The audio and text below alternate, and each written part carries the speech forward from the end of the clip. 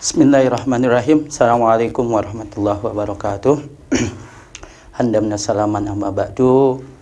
Semangat pagi siswa-siswiku sekalian.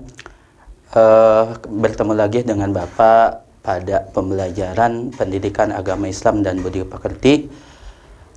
Untuk materi hari ini kita akan mempelajari tentang perkembangan Islam masa kejayaan, yang insya Allah nantinya kita dari mulai tujuan pembelajaran, yang pertama kita akan menganalisis bagaimana perkembangan dan hikmah yang terjadi ketika masa kejayaan. Kemudian sebelum ke lanjut materinya, dalam dunia Islam masa itu terbagi kepada tiga, yaitu ada masa klasik, masa pertengahan, kemudian masa kejayaan. Di mana masa klasik itu dimulai dari tahun 650-an sampai dengan 1250. Kemudian masa pertengahan dari 1250 sampai dengan 1800, dan masa modern itu dari mulai 1800 sampai sekarang. Pada periode ini yang kemudian menunjukkan bahwa abad itu adalah abad kejayaan, dimulai dari faktor internal yang kemudian menyebutkan sehingga itu menjadi masa kejayaan.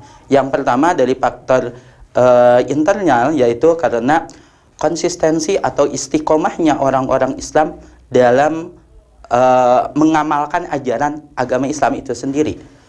Dari berbagai hal, baik dari ibadahnya, kemudian dari sosial dan sebagainya. Kemudian yang kedua adalah dari internal, bagaimana orang Islam ataupun Islam sebagai rahmatan lil alamin itu diterapkan oleh semua kalangan. Islam yang kemudian rahmat bagi seluruh alam itu dikaji dan diamalkan oleh semua sektor yang ada pada masa itu. Kemudian faktor eksternal yang kemudian menjadikan Islam menjadi jaya adalah bahwa terjadinya asimilasi antara orang-orang Arab dengan orang-orang yang ada di sekitarnya. Karena masa tersebut adalah sudah masa ekspansinya keluar negeri ataupun keluar benua yang ada di Eropa dan sebagainya. Kemudian faktor yang lainnya dari eksternal, yaitu faktor dari terjemahan buku-buku ataupun kitab-kitab, baik dari bahasa Arab ke bahasa asing maupun dari bahasa asing ke bahasa Arab. Dan selanjutnya dari eksternal adalah bagaimana perkembangan ekonomi di seluruh negara, baik di Islam maupun di luar Islam. Artinya mulai yang namanya industri mulai berkembang. Itu adalah faktor-faktor yang kemudian membuat Islam menjadi jaya. Selain itu, faktor yang lain yang kemudian dijadikan acuan bahwa Islam memulai dari kejayaannya tentunya adalah faktor ilmu pengetahuan, di mana ilmu pengetahuan pada masa itu banyak sekali ilmuwan-ilmuwan Islam yang sangat terkenal.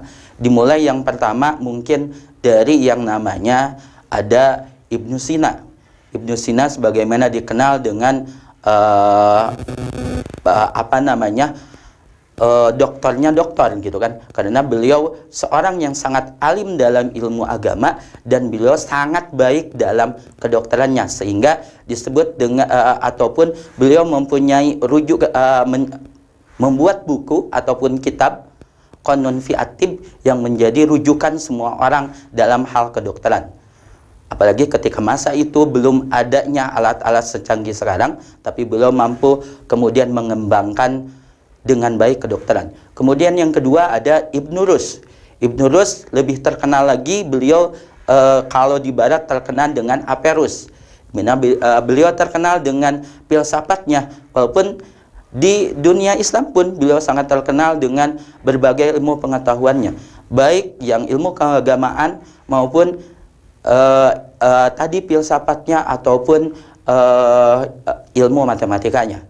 Kemudian ada lagi di hal fikih pada masa kejayaan itu ada imam 4 yang kemudian sangat terkenal, dari mulai Imam Syafi'i, kemudian Imam Maliki, Imam Hambali, dan Imam Hanafi. Itu adalah imam-imam yang kemudian di masa kejayaan. Di bidang kemudian hadis ada mungkin Bukhari, Muslim.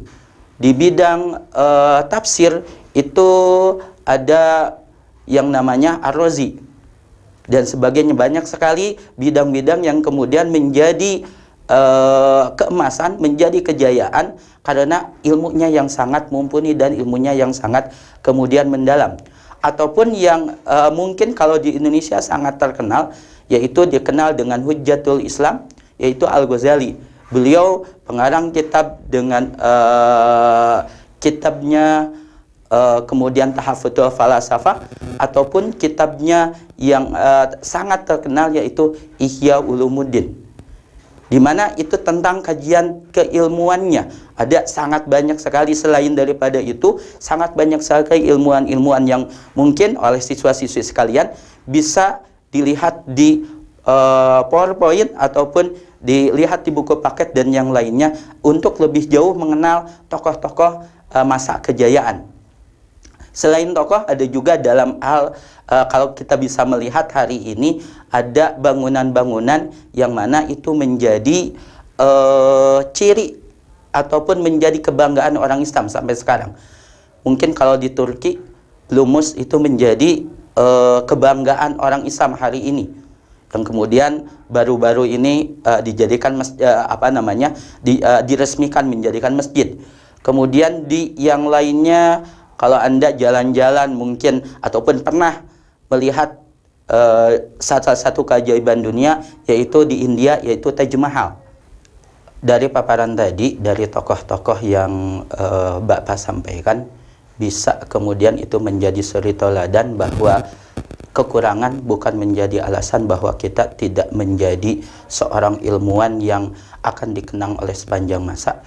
Karena yang patut kita banggakan bahwa ketika menjadi ilmuwan, insya Allah akan dikenal oleh semua orang walaupun tidak pernah bertemu. Itu yang bisa saya sampaikan. Semoga di kemudian hari kita bisa melanjutkannya dan kemudian bisa diamalkan, bisa dipraktekkan. Jaga kesehatan, selalu ikuti prosedur yang ada di masa sekarang ini, di masa pandemi ini, dan tidak lupa untuk selalu belajar dengan baik dan ikhlas. Terima kasih. Assalamualaikum warahmatullahi wabarakatuh.